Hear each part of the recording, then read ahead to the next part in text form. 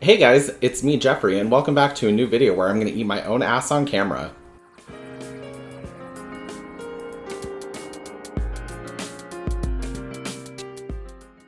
Hey dumpster divers, and welcome back to a new episode of If I Were Stranded on a Desert Island, or if my house was on fire and I could only save so many dolls, or gun to my head, I could only pick a handful of dolls. Anyway, I was looking at an old issue of Tiger Beats, you know, when they do the, well, if you were on a desert island, you could only bring like so many things kind of a thing. And it made me think about like this video.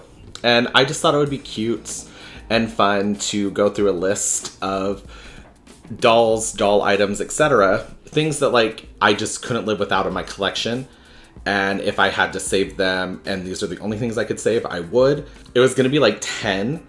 But I couldn't keep the list that low because, you know, doll people were all hoarders. So I thought it'd just be fun to go through the list, and it's kind of like in chronological order. That's the only order it's in. It's not like from most to least or least to most. So let's grab on to number 1, and that is the 1991 Mermaid Barbie. Obviously, I've said before in videos, if I had to pick, like, gun to my head, like a Barbie that's like my quintessential go-to, who's your favorite Barbie? It's the 1991 Mermaid. I love everything about her. 1991 is the year I was born. You'll see that as a theme throughout here, like important years to me. Those seem to be dolls that I love the most. Like everything about this is like totally something like little boy me would have absolutely fallen in love with. And then obviously when we're talking about like old Barbies and things that I can't live without, it is very much the very 90s, 80s, like seashell mermaid brushes. I can't live without these. These are probably the best Barbie brushes ever. And I just think they do an amazing job. So we're already on number 2 in the list, and I don't have them up here. I think they're at my mom's for storage, but I think it would be impossible for me to make a list of dolls I couldn't live without if it wasn't the 1995 jewel hair mermaid Barbies, all 4 of them. I have all 4 of them somewhere. I have the blue one, the pink one, and the 2 gold ones. Obviously, they're beautiful, very 90s, very nostalgic. Longest hair ever on like a Barbie, like mass-produced. Just beautiful, right? They were the first mermaid Barbie dolls I was ever introduced to because this girl that my parents were friends with her parents growing up, we would always hang out and she had like all of these and I just thought they were the coolest fucking thing ever. You can take their fin off and it's like a little bikini skirt with like those chunky 90s high heels. Nothing about them isn't fabulous. Even like the shitty stars that you put in their hair and mess up their hair, absolutely in love with those. So obviously I couldn't live without my girls, which are somewhere. So technically I am living without them, but you know, splitting hairs. Okay, so obviously the 1997 Little Mermaid collection from Mattel, I couldn't live without. All the mermaids, but my most favorite is the Mermaid Princess Ariel from that collection. Clearly. I don't know where my unboxed one is right now. I don't know why I'm losing all my favorites. She's somewhere because I move her around so much. Sometimes she's at the bottom of a dollhouse. Sometimes she's in like a closet for dolls that are in my closet. But I have a boxed one here. And obviously she was the one that came with the pink dress, this crazy purple mermaid tail, everything. And she's beautiful. This is like my grail, holy, like my favorite doll out of all dolls. Excluding Barbie's everything like as a doll, this is the one. I can't live without her. She's my queen. So I've actually only talked about this 2003 Charming Princess Ariel doll maybe like twice on my channel ever. But fun fact, this is the first Ariel doll I ever got. Not one of the 1997s, not one of the Tychos. It was this one. I remember a specific store, who I do not need to name, had her on the shelves and she may or may not have fallen into my backpack and gone home with me. And I love her so much, but I had to hide her from my parents because I'm a boy and I wasn't allowed to have dolls. So she stayed at my one friend's house. And I remember we were in her back room playing with our new dolls that we had just gotten. And her mom walked in and I shoved her underneath the futon on the floor really quickly. And her mom's like, "What is that?" And she came and checked and then she saw that we were sneaking dolls and she just laughed because she thought it was drugs or cigarettes or something. And it's like, nope, it's just me sneaking a doll. Also, she's called a charming princess doll because she came with all these little charms that you could hang off these loops on her fin belt. And I think they might have come with a bracelet. I'm not 100% sure. And of course, this couldn't be a list of dolls I couldn't live without if we didn't have the 2004 Masquerade Madness Chelsea Mycene doll in her mermaid costume. I mean, is she not an icon? And that set came with so many accessories, different outfits, everything like balloons, a mer-chihuahua, like a DVD so you could watch the movie, everything. Me getting this doll in the box from the store in ways that I used to was extremely difficult, but I did end up getting her, and I'm so glad I did. And obviously this isn't my original either. I don't know what happened to her, but I had her and I kept the box and the packaging and everything. She is like the true queen in my collection. And yeah, I just love everything about Mycene dolls, and this iconic outfit is just so freaking cute because I love that it's like fashiony, but it's also costumey. Obviously I couldn't live without her. So at this point, I think I have like 3 of these. This is probably the most completed one with like the most accessories, all the shades, everything. It doesn't make sound anymore. The battery terminal has too much battery acid in it, but it's cute. And for those of you that do not know, this is the 2005 Totally Real Barbie house. It's one of their fold-up houses. This is something I actually paid for when I was a kid growing up, so bam. I think it was like $29.99, and I saved up $30 mowing lawns, and I went and bought it. I just like the full color palette. I love the way it opens up, the little door, everything. Like, it's just the cutest little house. It does like the most. Like, as you can see when you open it up, it has these cute little like bright accent colors, but most of all, it's like hyper realistic colors. All these little pieces like swing out. There's a bathroom, a kitchen, a living room, bedroom area, this adorable little bathroom. And I think it's the reason I'm in love with like studio spaces so much, because I was always convinced that I could create my own studio space this cute if I wanted to. Also, like, the TV comes with like Barbie Fairytopia playing on it, and it's just, I don't know, it's just a really adorable set. Now I see them fully boxed selling online. Well, selling online, they're listed for that price of $500, $300, and that's insane because, like I said, it was $29.99 when I bought it back in 2005. Okay, so number 7 is the 2009 50th anniversary Generation of Dreams Barbie dress. Not the doll. I love that doll with her raccoon makeup. 2009 was probably the last year we got like really, really good dolls from Mattel. Like, really good. Not just like every once in a while we got some good dolls, like consistently throughout the board. And right now I just have like this hybrid doll kind of modeling the dress, but I was in love with this dress. I thought this thing was like the peak of camp fashion with all of these different Barbie like iconic moments all over the dress, like the way it's cut, the silhouette, just how poofy it is. I think when this doll came out, she was maybe like $40-$50, and now from Mattel for anything like this, it would cost us like $175, and then they wouldn't ship it out for 2 weeks after you bought it. And it just really celebrated like 50 years of Barbie glam, sophistication, fashion, everything. It was so Barbie. So whenever I see one of those Barbies like being sold, I'll buy them just to get the dress. I'm pretty sure I have the doll that came in the dress because I bought this. I think this is my 3rd one. And this dress that I'm touching right now and you're seeing move, this is the original one I've had since 2009. And I know that because the buttons, like the metal snaps on the back, they're starting to like come off the thread a little bit. It's really delicate. So I just need to sew them back in and make them like sturdy again.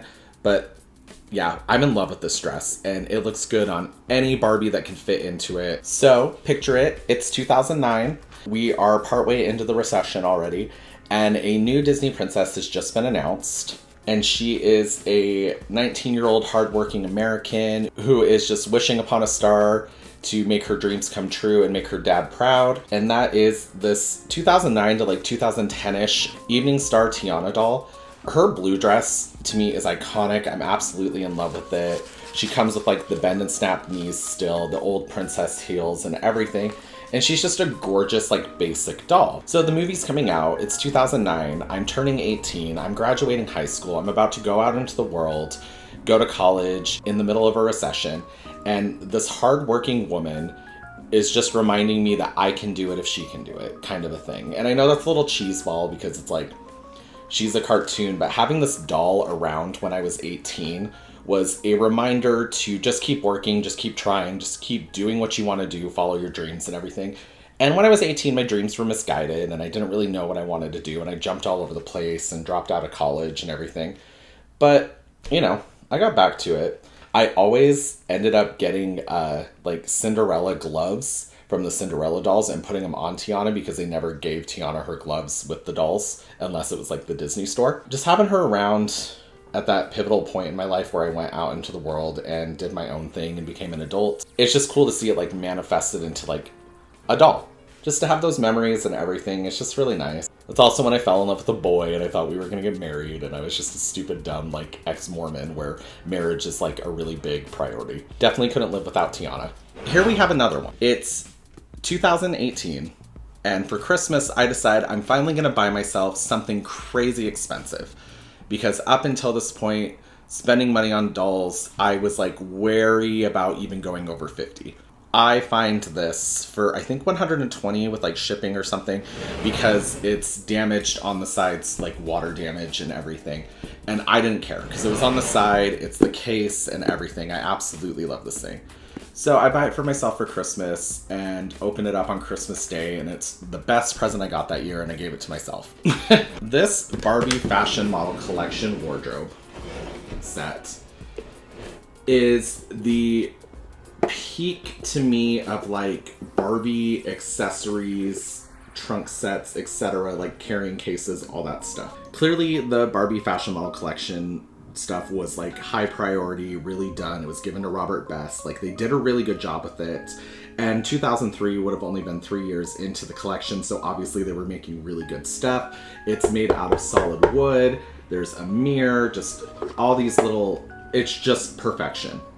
I couldn't afford it back in the day. I tried to make some of my own out of foam board while watching like a Toya video from My Froggy Stuff. And this is kind of like a downhill slippery slope thing for me, because it made me realize that if I spent more, I could get more.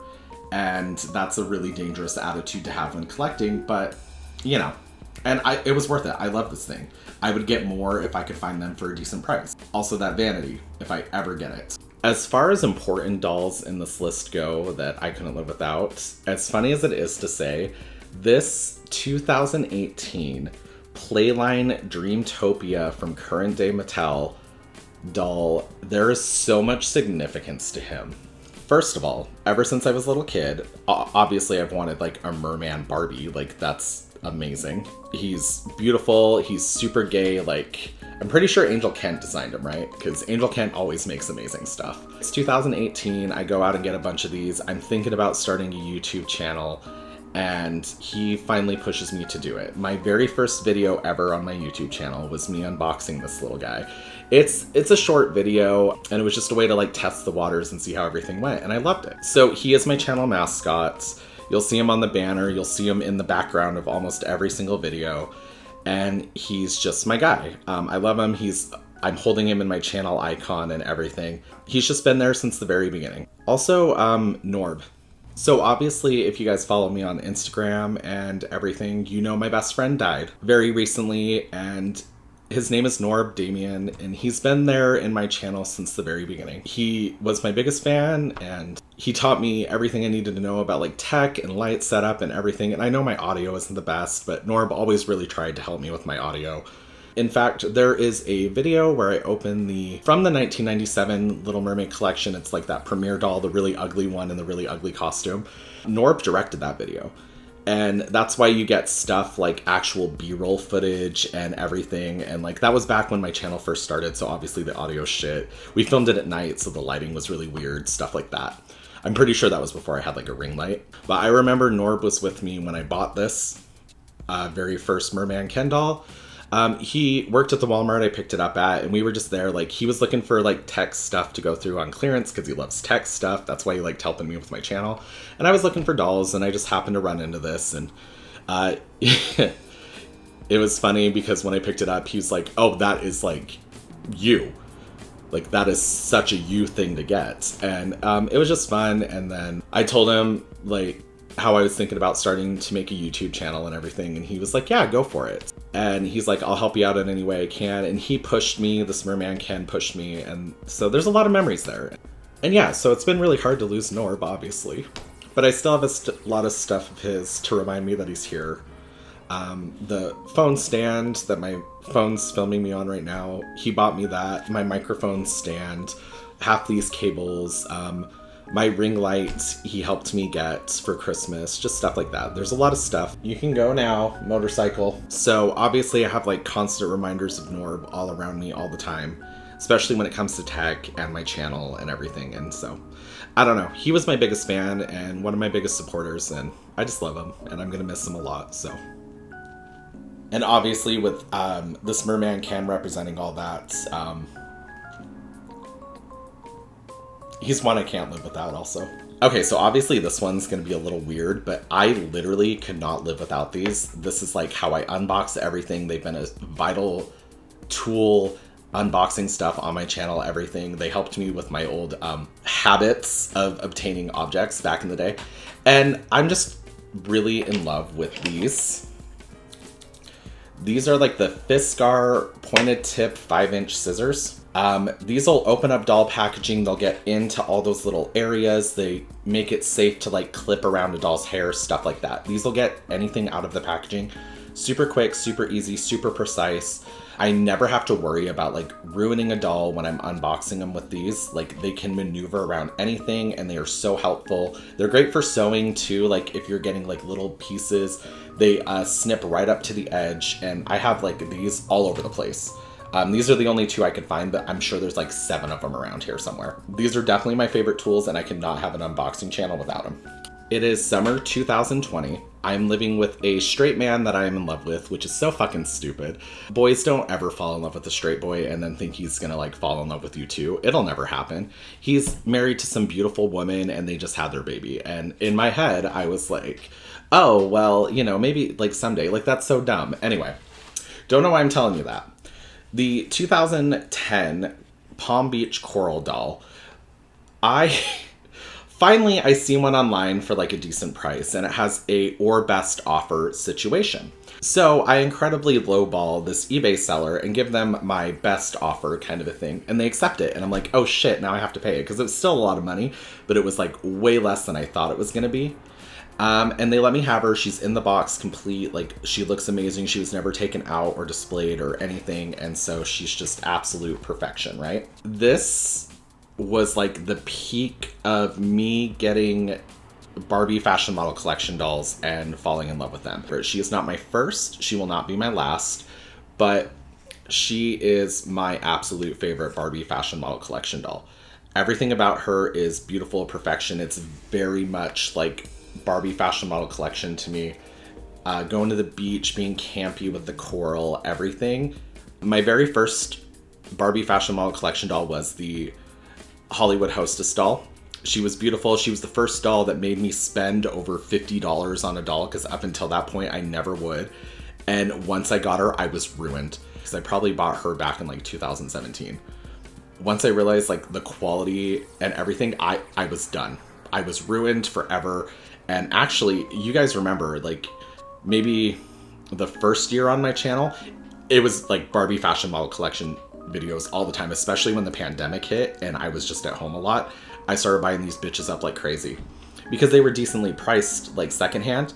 Now they are ridiculous. Like somebody's selling like Best to a T, who we got for $50, right? Or was it 60? Anyway, they're trying to sell that for like 240. Like, no.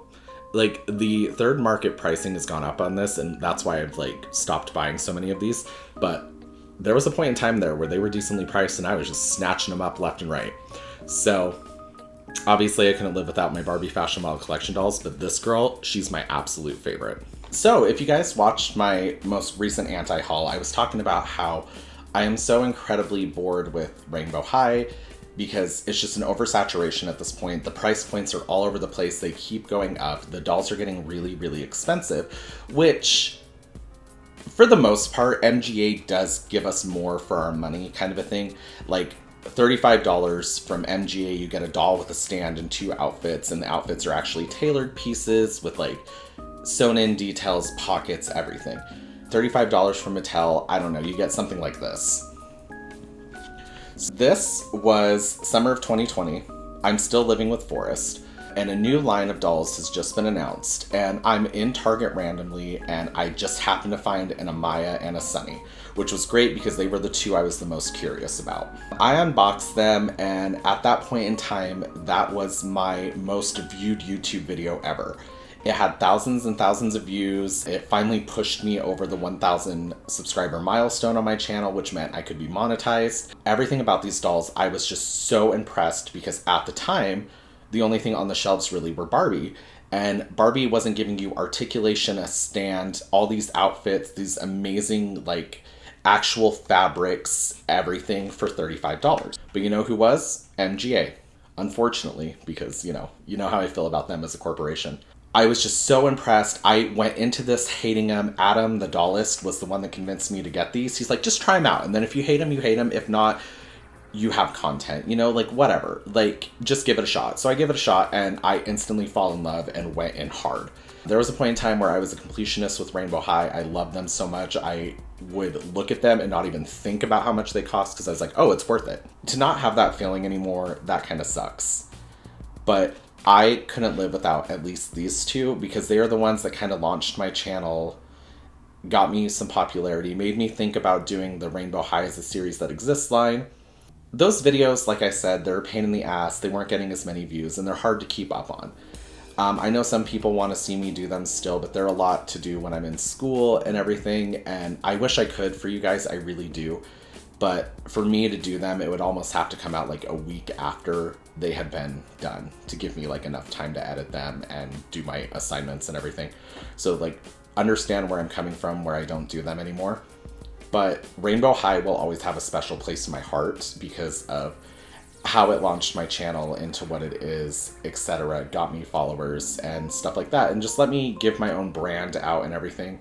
Because at that point, I'd been doing my channel for almost a year. And I was finally getting my footing down, like figuring out stuff and everything, like my own editing style and stuff like that. And these two really helped me get into that. So I'll always appreciate these two a lot. Okay, and then finally on the list is I couldn't live without all these gifted dolls and you amazing people who like follow me on YouTube, follow me on Instagram, follow me on TikTok, just talk to me, etc. People, like all of you guys, like my cute little dumpster divers. I love you guys so much. You have no idea. This like weird like parasocial relationship I have with you guys is crazy. I tell you all a little too much. But the fact that you guys like me enough that you've gifted me like dolls is just absolutely insane to me. And I just love it. And thank you so much because I'm just some dude on the internet who cusses into his iPhone and then edits stuff poorly with shit audio, Brent, he's sent me all these amazing like customs and he's the one that gave me the little dumpster like carrying case, like the makeup palette, everything, like this custom doll, which is like a me, but like Tanner. His merman tails, his outfits, everything, and I really appreciate him. He always wants to make me new stuff and send it, and it's fantastic. He always sends me little care packages. He checks up on me all the time, and he's just a big old sweetheart. And then we have one of my favorite people in my actual life that I have met and talked to, and we see each other like on a regular basis because, stuff like that. And that is Andrew. He is probably one of my biggest fans, biggest sweetheart. I love that guy so much. I want to have his babies. He has gifted me with this beautiful Silkstone Barbie. He also helped me get this magic earring Ken when I was living in my car, super poor and everything. And I just really appreciate like the gifts that people give me. Obviously, you don't have to send me gifts. Sorry, I got an Amber Alert. Had to ignore that so I could finish this video. Obviously, you guys don't need to send me stuff and like liking, commenting, watching something, just telling me how your day is going, what you like to collect, etc. That's enough. But for the people who do give me stuff, it's very appreciated. They are very well loved and taken care of. And then obviously I was sent this and that Ariel right there on the shelf not too long ago. I talked about it in my Instagram. This is sent to me by a very lovely subscriber who they don't want me to mention their name, so I won't, but there's a really beautiful story behind this doll and the Ariel doll, And I just want her to know that she's an amazing mother and that this doll is being treated very well. It's very loved, and you are very loved.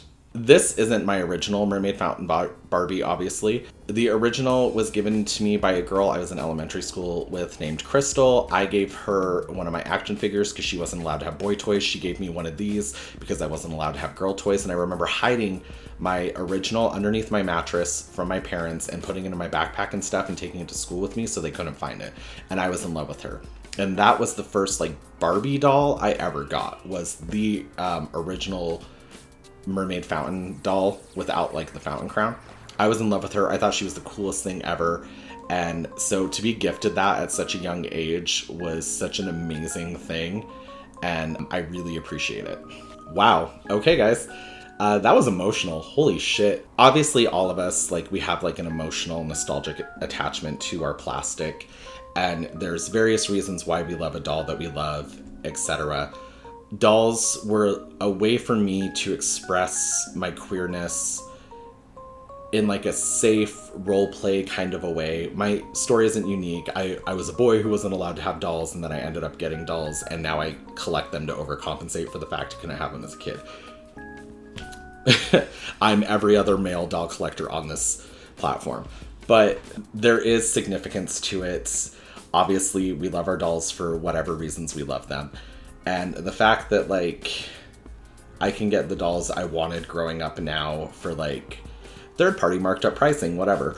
I'm just glad that I can. I'm glad I have the means to do it. I may have overdone it, but that's fine. None of this would be possible without you. I wouldn't be, like, sharing my stories and going down memory lane. So please, let me know down below, what are some of the dolls that you can't live without in your collection? I would love to hear them, and I'd love to know the reason why. So that's everything, and I will see you guys in the next episode where I end up starting my period, but it's okay because my family's a bunch of giant red pandas. I love you so much.